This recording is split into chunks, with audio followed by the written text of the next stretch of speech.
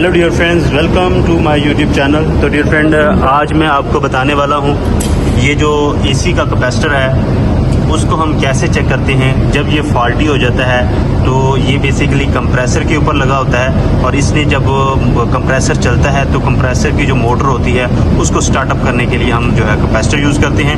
अगर capacitor week हो, जो आपका कंप्रेसर है वो बिल्कुल काम नहीं करता। तो डियर फ्रेंड, आज मैं आपको बताने वाला हूँ मल्टीमीटर के थ्रू आप कैपेसिटर को कैसे चेक करते हैं।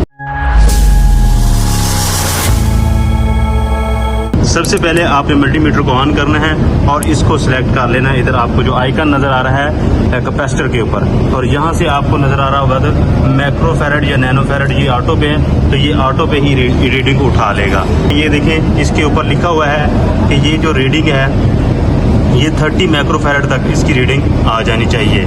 अब देखते हैं कि ये क्या वाकई इतनी रीडिंग देता है कि नहीं। तो डियर फ्रेंड, ऐसे आपने दोनों प्रॉप्स को प्रॉपरली लगा देना है और इसको चेक कर लेना है। तो डियर फ्रेंड, आपके पास यहाँ पर रीडिंग 29.8 माइक्रोफैरड शो कर रहा है। इसका मतलब है कि ये जो कैपेसिटर है ओके है और ये प्रॉपर काम कर रहा है। तो डियर फ्रेंड, अगर मेरी वीडियो आपको अच्छी लगी हो तो लाइक करें, शेयर करें और सब्सक्राइब करें ताकि नेक्स्ट आने वाली वीडियो आप तक जल्द से जल्द पहुँच सके। Thank you so much.